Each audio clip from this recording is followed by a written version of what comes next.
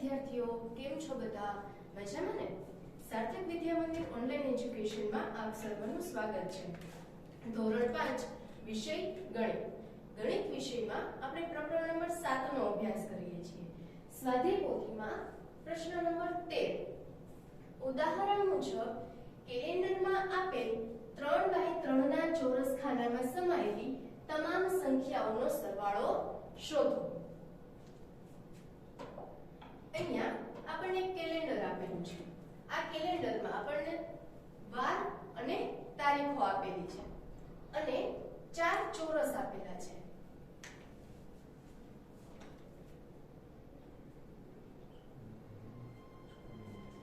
આ ચોરસ ખાનામાં સમાયેલી જેટલી સંખ્યાઓ છે એ સંખ્યાઓનો આપણે સરવાળો કરવાનો છે. તો આપણે જોઈએ અહીંયા કેટલા ચોરસ આપેલા છે.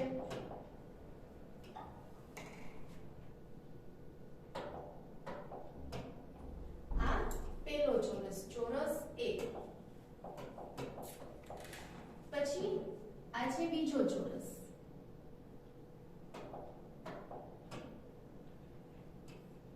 ચોરસ B. હવે આ છે ત્રીજો ચોરસ, ચોરસ C. અને આ ચોથો, ચોરસ D. અહીંયા આપણે 4 અલગ અલગ ચોરસ જોઈ શકીએ છીએ. હવે આપણને આ ચારેય ચોરસમાં જેટલી સંખ્યાઓ આપેલી છે એ સંખ્યાનો આપણે સરવાળો કરવાનો છે.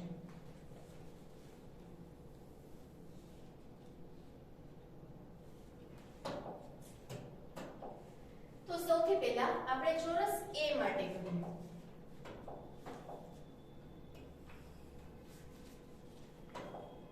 હવે ચોરસ A માં આપણને કઈ કઈ સંખ્યાઓ આપેલી છે અહીંયા આપણે જોઈ શકીએ છીએ. કઈ કઈ સંખ્યા છે? 1 2 3, પછી 8 9 10 ને 15 16 17. આપણે શું કરવાનું છે? આ છે આપણને 9 સંખ્યા આપેલી છે એનો સરવાળો કરવાનો છે. હવે આપણે આ જે સરવાળો કરવાનો છે એ સરવાળો આપણે બે રીતે કરીશું. સૌથી પહેલા પહેલી રીત જોઈએ, રીત 1. હવે અહીંયા આપણને ચોરસમાં જે સૌથી નાનામાં નાની સંખ્યા હોય એ શોધવાની. તો આપણે અહીંયા લખીએ કે સૌથી નાની સંખ્યા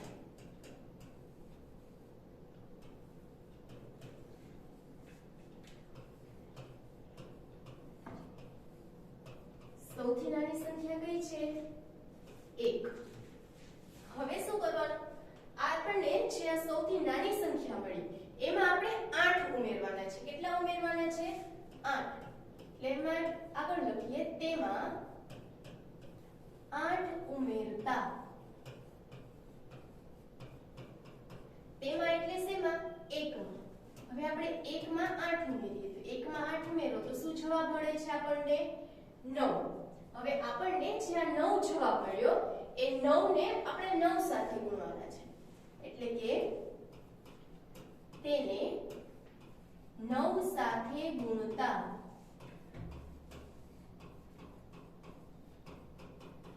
હવે આ સંખ્યાને આપણે 9 સાથે ગુણીએ. 9 ગુણ્યા 9, 9 નો ઘડિયો 9 આવે ત્યાં સુધી બોલો. શું જવાબ મળે છે આપણને? 81. તો આપણને જે આ ચોરસ આપેલું છે એમાં જેટલી સંખ્યાઓ છે એનો જવાબ આપણને કેટલો મળ્યો? અહીંયા 81. આ થઈ પહેલી રીત. હવે આપણે બીજી રીત જોઈએ.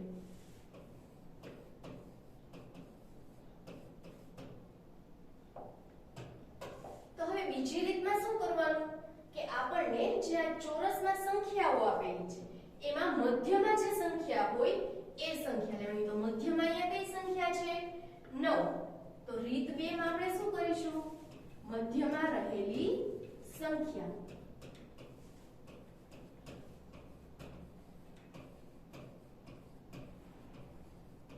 મધ્યમાં રહેલી સંખ્યા કઈ છે? 9. પછી શું કરવાનું? આપણને જે મધ્યમાં રહેલી સંખ્યા છે એને ગુણ્યા સીધા 9 9 કરવાના. અહીંયા આપણે કેમ પહેલા સંખ્યા સૌથી નાની જોઈતી એમાં આપણે 8 ઉમેર્યા અને પછી એને આપણે 9 સાથે ગુણ્યું. એવી રીતે નહીં કરવાનું. આપણને અહીંયા જે 9 મધ્યમાં રહેલી સંખ્યા છે એને આપણે સીધા જ 9 સાથે ગુણશું. એટલે તેને 9 સાથે ગુણતા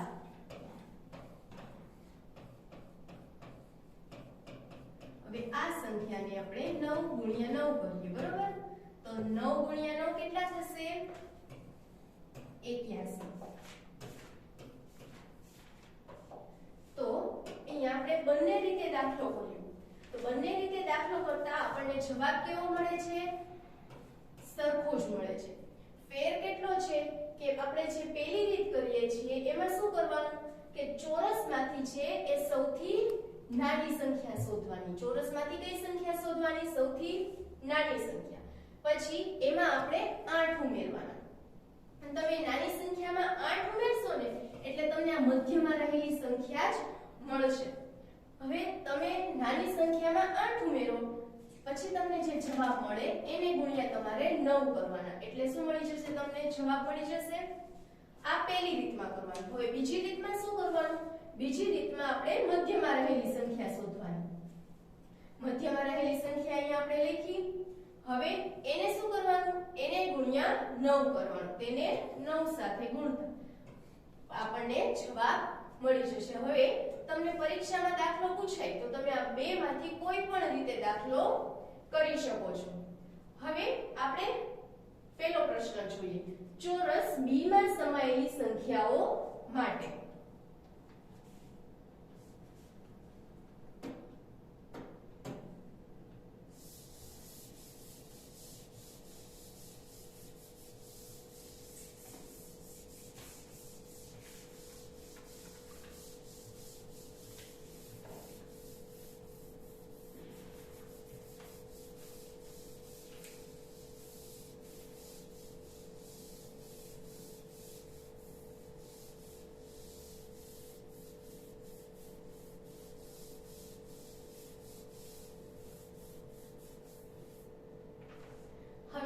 ચોરસ B માં કઈ કઈ સંખ્યાઓ રહેલી છે?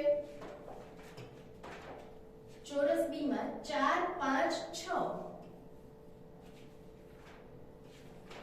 પછી 11 12 અને 13 18 19 અને 20.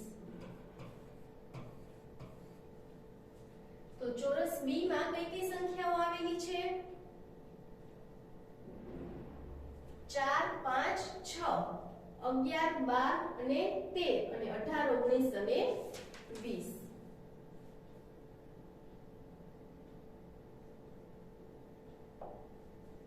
તો આપણે જોઈએ દાખલો.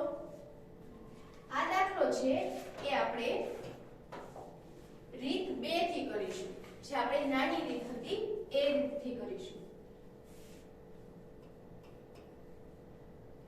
સૌથી પહેલા શું કરવાનું? રીત 2 માં મધ્યમાં રહેલી સંખ્યા.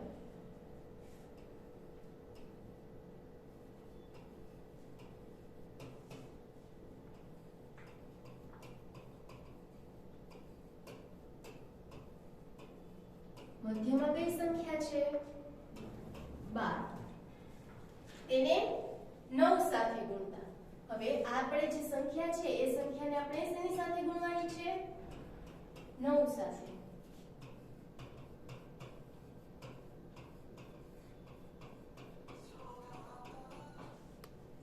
એટલે કે 12 ગુણ્યા 9. હવે બધાને 12 નો ઘડિયો તો આવડે જ છે. 12 ને 9 12 નો ઘડિયો 9 સુધી બોલો. શું જવાબ આવે છે? 108. એટલે કે ચોરસ B માં સમાયેલી સંખ્યાઓનો સરવાળો કેટલો થાય છે? 108. હવે આપણે એ જ રીતે ચોરસ C માં રહેલી સંખ્યાઓનો સરવાળો કરીએ.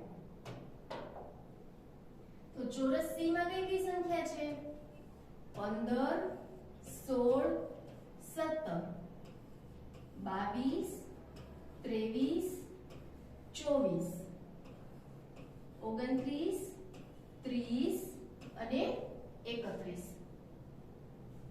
તો હવે આપણે શું કરીશું? આ દાખલો પણ આપણે રીત 2 થી જ કરીશું. તો મધ્યમાં રહેલી સંખ્યા કઈ છે?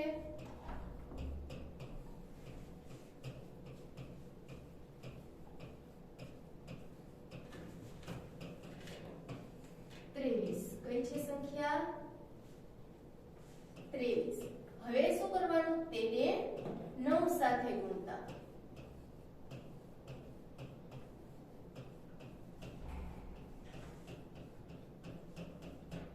ને આપણે 9 સાથે ગુણીએ. 23 નો ઘડિયો આવડે છે બધાને? એને 9 સાથે ગુણો જોઈએ. 23 9 કેટલા થશે? 207. તો ચોરસ C માં રહેલી સંખ્યાઓનો સરવાળો કેટલો થાય? 207. હવે એ જ રીતે આપણે ચોરસ D માં રહેલી સંખ્યાઓનો સરવાળો કરીએ.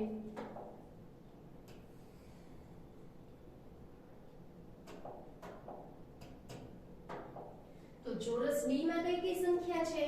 12 13 14. 12 13 14 19 20 21 અને 26 27 28. હવે આપણે આ સંખ્યાઓનો સરવાળો શોધવાનો છે. હવે આપણને આવડે જ છે બધાને. સૌથી પહેલા શું કરવાનું? મધ્યમાં રહેલી સંખ્યા.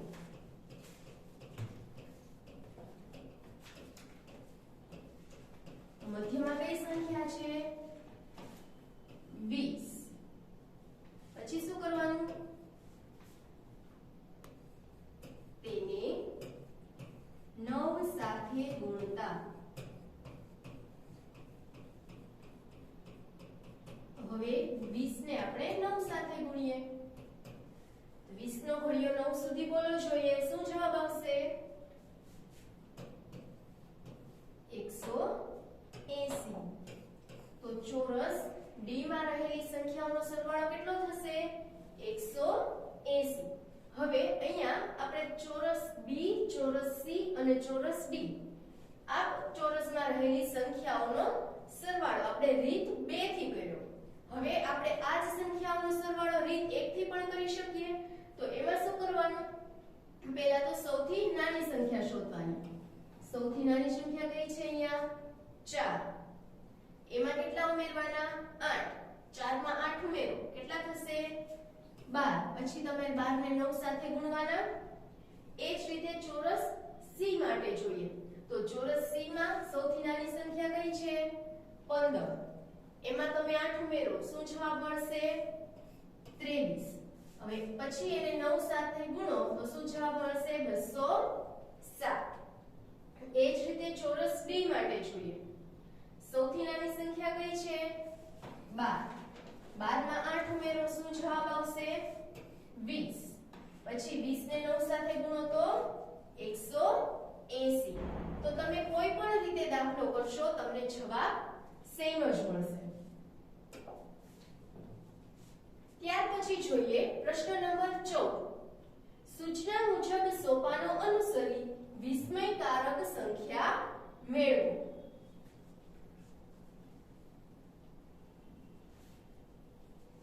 તો અહીંયા આપણને એક ઉદાહરણ આપેલું છે. તમારી ઉંમર કેટલી? તો અહીંયા આપણને ઉંમર આપેલી છે કેટલી? 10 વર્ષ. પછી શું કીધું છે? તેના બમણા કરો. બમણા કરો એટલે એના 2 ગણા કરવાના. તો 10 ના 2 ગણા કરીએ તો શું જવાબ મળે? 10 ગુણ્યા 2 એટલે 20. પછી શું આપેલું છે? તેને 5 વડે ગુણો. તેને એટલે કોને? અહીંયા 20 જવાબ મળ્યો એને. તો હવે આપણે આ 20 ને 5 વડે ગુણીએ એટલે 20 પંચા કેટલા થશે? 100. પછી શું આપ્યું છે? તેને 10 વડે ભાગો. તેને એટલે કોને? 100 ને. તો હવે આપણે 100 ને 10 વડે ભાગીએ. 100 ભાગ્યા 10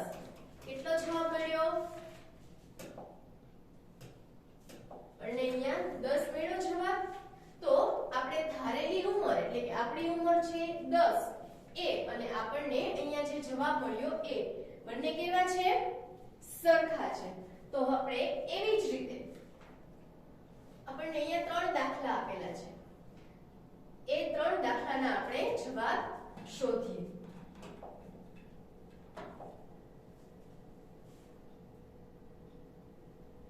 તો અહીંયા આપણને પહેલો દાખલો આપેલો છે, તમારા મિત્રની ઉંમર કેટલી? તો આપણે મિત્રની ઉંમર ધારો કે 12 વર્ષ લઈએ. કેટલી લઈએ છીએ? 12 વર્ષ. પછી શું આપ્યું છે? તેના બમણા કરો. બમણા એટલે 2 ગણા. મિત્રની ઉંમર એને ગુણ્યા 2 કરવાના. તો 12 દુ કેટલા થશે? 24 થશે. પછી શું આપ્યું છે? તેને 5 વડે ગુણો. તેને એટલે કોને? 24 ને. તો 24 ગુણ્યા 5. 24 ગુણ્યા 5 કરો તો કેટલો જવાબ મળે? 120. 24 પંચા 120 થાય. પછી તેને 10 વડે ભાગો. તેને એટલે 120 ને. 120 ભાગ્યા 10. તો 120 ભાગ્યા 10 કરીએ તો આપણને કેટલો જવાબ મળે? 12. અંતે જવાબમાં શું મળ્યું? આપણને છેલ્લે જવાબ શું મળ્યો? 12 વર્ષ. 12 મળી ગયા. તો આપણે જેટલી ઉંમર ધારેલી હતી એ અને આપણને જે જવાબ મળ્યો એ બંને કેવા છે? સરખા છે. એવી જ રીતે આપણે બીજો દાખલો જોઈએ.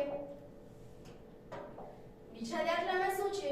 તમારા મમ્મીની ઉંમર કેટલી? ધારો કે આપણે મમ્મીની ઉંમર લઈએ 30 વર્ષ. કેટલી લઈએ છીએ? 30 વર્ષ. એમાં 10 ઉમેરો. શેમાં 10 ઉમેરવાના છે? 30 માં. તો 30 + 10 કેટલા થશે? 40.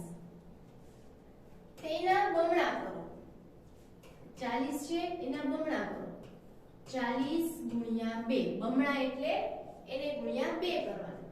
40 ગુણ્યા 2 કેટલા થાય? 80. પછી શું આપ્યું? તેમાંથી 20 બાદ કરો. આપણે હવે 80 માંથી 20 બાદ કરીશું. હવે 80 માંથી 20 બાદ કરો તો શું જવાબ મળશે? 60. તેને 2 વડે ભાગો. હવે આપણે આ 60 જે મળ્યા એને ભાગ્યા 2 કરીશું. તો 60 ભાગ્યા 2 કેટલા થાય? 30. અંતે જવાબમાં શું મળ્યું? જવાબ શું મળ્યો આપણને? 30 વર્ષ. તો આપણે મમ્મીની ઉંમર કેટલી હતી? 30 વર્ષ. અને આપણને જવાબ એ કેટલો મળ્યો? 30 વર્ષ. હવે એવી જ રીતે આપણે જોઈએ દાખલા નંબર 3. દાખલા નંબર 3 શું છે? તમારા પપ્પાની ઉંમર કેટલી? સૌથી પહેલા દાખલામાં આપણે મિત્રની ઉંમર લીધી હતી. એના પછીના દાખલામાં મમ્મીની ઉંમર લીધી અને હવેના દાખલામાં આપણે પપ્પાની ઉંમર લેશું. તો તમારા પપ્પાની ઉંમર કેટલી? ધારો કે 35 વર્ષ છે. હવે શું કરવાનું છે? તેના બમણા કરવાના છે. એટલે કે 35 ગુણ્યા 2. 35 ગુણ્યા 2 કરો તો કેટલો જવાબ મળે? 70. એના પછી જોઈએ તેને ફરીથી 2 વડે ગુણો. 70 ને પાછા આપણે 2 વડે ગુણવાના છે. તો 70 ગુણ્યા 2 કેટલા થાય? 140. તેમાં લીધેલી ઉંમરની સંખ્યા ઉમેરો. તેમાં એટલે 140 માં. 140 માં શું ઉમેરવાનું છે? આપણે જેટલી ઉંમર લીધેલી છે એટલે કે પપ્પાની જેટલી ઉંમર છે એટલી સંખ્યા આપણે ઉમેરવાની છે. એટલે કે 140 માં આપણે 35 ઉમેરીએ તો 140 માં 35 ઉમેરીએ તો આપણને કેટલો જવાબ મળે છે? 175. ફરીથી બમણા કરો. 175 ગુણ્યા 2. બમણા કરો એટલે તેને ગુણ્યા 2 કરો. તો 175 ગુણ્યા 2 કરીએ તો આપણને કેટલો જવાબ મળશે? 350. 50 કેટલો જવાબ મળે છે આપણને 350 તેને 10 વડે ભાગો 350 ભાગ્યા કેટલા કરવાના છે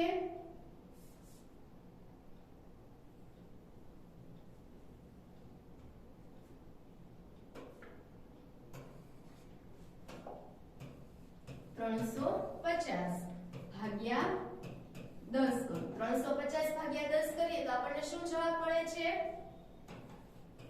35 અંતે જવાબમાં શું મળ્યું આપણને છેલ્લે જવાબ શું મળ્યો 35 વર્ષ તો આપણે અહીંયા પપ્પાની ઉંમર કેટલી લીધી હતી 35 વર્ષ અને આપણને જવાબમાં પણ શું મળ્યું 35 વર્ષ